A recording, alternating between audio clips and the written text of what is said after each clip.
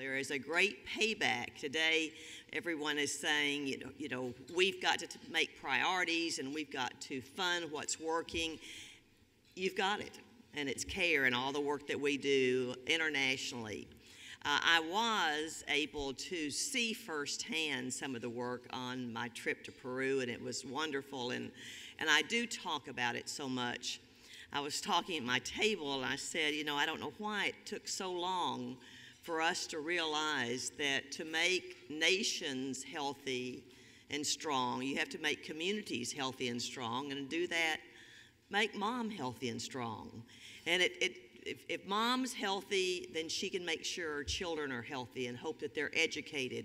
And it does strengthen communities, and it comes back to us a millionfold. Healthy communities guide people out of poverty. So we can say what we're going to do from the outside, but to build from the inside is really the way to do it. And we are seeing today differences that are enormous differences in the lives of women. U.S. investments in women are smart investments, and there was a wonderful report that came out a few years ago that I read, and then I reread, and it was the Commission on Smart Power. Talked about hard power, and that's military power, and soft power, that's diplomacy. But in between that is smart power. How do we use it together and make it smart? And that had a huge influence on me and my work as the chairman of the State Foreign Operations Committee, and certainly my work with CARE. We need to continue to support women, and we support them in all sorts of ways. Obstetric care is so important. Maternal and newborn deaths cost the world $15 billion a year in low productivity.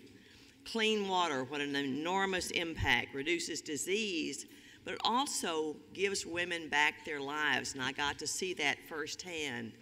If the woman who's the water carrier has to go where the water is, and it takes 8 hours for her to travel there, then she's lost 8 hours of time where she could be teaching her children and helping, but she often has to bring her children with her, and so they're under great danger. Just bringing clean water, something we all take for granted, makes an enormous, enormous difference in a woman's life, the family life, and the community.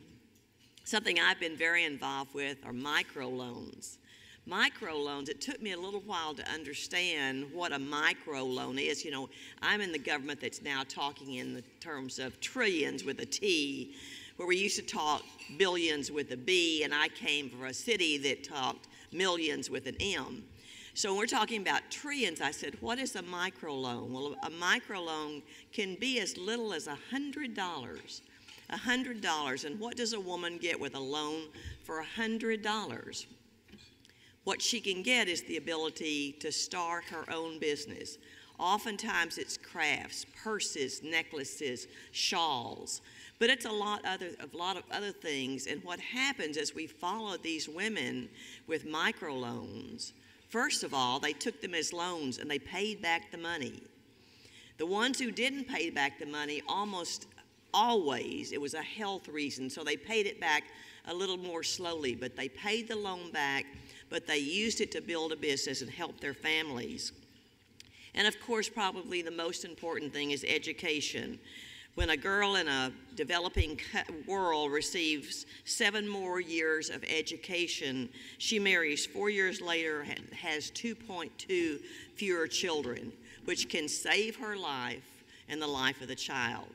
On the CARE trip, when I say I saw it firsthand, let me give you an instance. It was the one that I used so much because it made such a huge impression. A woman there got a $100 loan. She got a microloan. The microloan was to buy guinea pigs. Now, when I first saw this, I thought there must be a lot of guinea pigs going through PetSmart.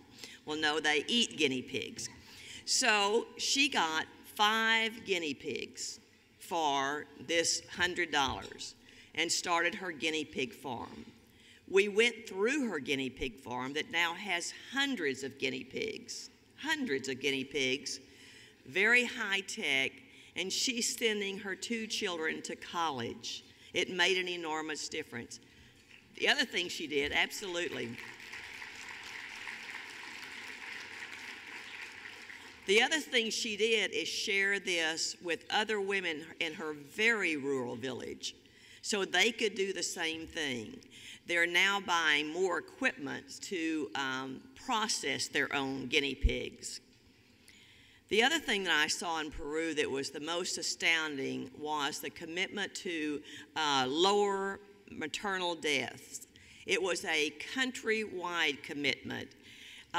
We've worked in my city of Fort Worth, Texas, with infant mortality. Their problem was maternal mortality, and they said, we're going to fix this. So they made women's health the priority in their education and healthcare system.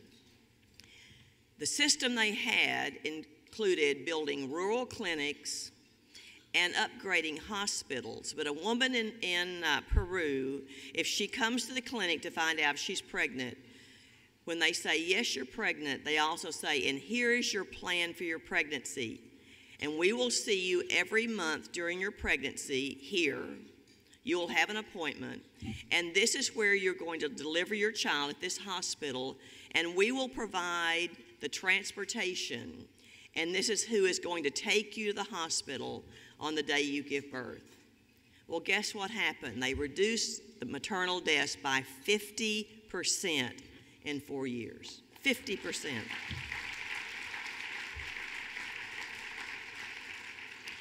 We're all concerned about what's happening in Afghanistan and in Pakistan. Everyone is concerned about it.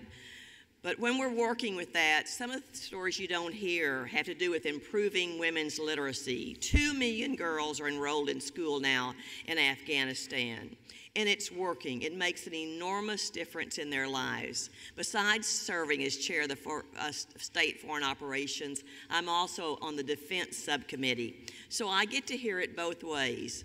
And General David Petraeus, one of the most brilliant generals we have ever had in this country or in this world, said, we've almost found it more helpful to teach Pakistanis to read up to the 8th grade level than doing anything else.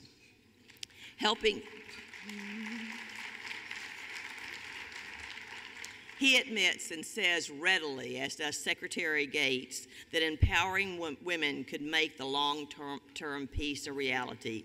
So as you visit the government offices, which you're going to do today, tell them those stories. Tell them it's good business for this United States to invest in this care. It's good for us, it's good for them, it's good for the world. And thank you very much.